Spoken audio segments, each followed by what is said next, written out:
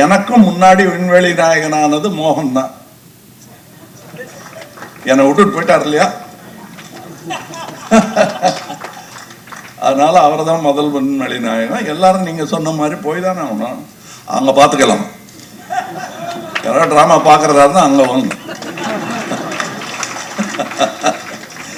என்னடா அது நல்ல காரியம் பண்ற இடத்துல இப்படி பேசுறேன். யாராவது இங்க ஒரு 200 வயசுக்காரர் ஒருத்தர் காட்டுங்க, அதை பத்தி பேச வேண்டாம்.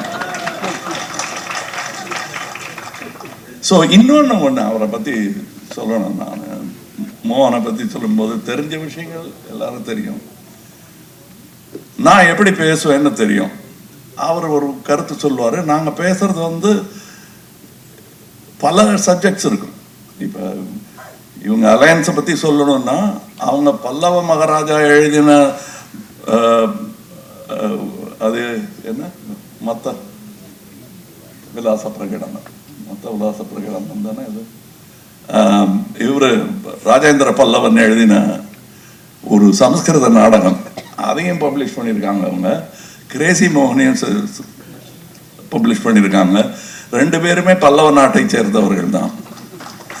இவர் மயிலாப்பூர், அவர் அந்த பக்கம் மகாபலிபுரத்துக்கிட்ட.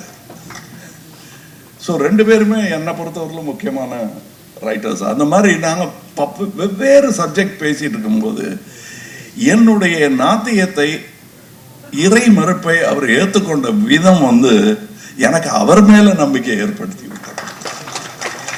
வணக்கத்திற்குரிய நம்பிக்கை அது. அப்படித்தான் நாங்கள் நண்பர்களானோம். என்னுடைய எந்த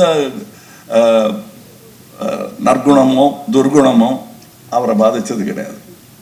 எல்லாத்தையும் சேர்த்து தான் I come with the packet, அதை எடுத்துக்குவார். அது மாதிரி அதே மாதிரிதான் அவர் தன்னுடைய கருத்தை திணிக்க மாட்டாரு. இவரெல்லாம் அப்படி இல்லை. மோகன் அப்படி இல்லை. இவங்கெல்லாம் சண்டை போடுவாங்க எங்களோட. மோகன் அப்படி இல்லை. அது என்ன கருத்து கேட்போமே அப்படின்னு கேட்பாரு. நானும் மோகனை கேட்டது அப்படிதான். இது 2 பேர் அறிவு வளர்ந்ததே தவிர மழுங்கவே இல்லை. அதற்கு அப்படி ஒரு சாணைக்கல். இதுல யார் கல் யார் கத்தின்னு எங்களுக்கே தெரியாது. எப்போ உரசிச்சுன்னு கூட தெரியாது எங்களுக்கு. ஆனா ஷார்ப்பா இருந்ததுக்கான காரணம் இந்த மாதிரி நட்புகள் தான். செய்திகளை உடனுக்குடன் தெரிந்து கொள்ள கீழ்கண்ட கேபிள் மற்றும் டிடிஹெச் நெட்வொர்க்குகளில் எம்நாடு செய்தி தொலைக்காட்சியை காணுங்கள். பாதகம் செய்பவரை கண்டால் நாம் பயம் கொள்ளலாகாது பாப்பா. மோதி மிதித்து விடு பாப்பா, அவர் முகத்தில் உமிழ்ந்து விடு பாப்பா. அண்மை செய்திகளை உடனுக்குடன் தெரிந்து கொள்ள இணைந்திருங்கள் எம்நாடு தொலைக்காட்சியுடன்.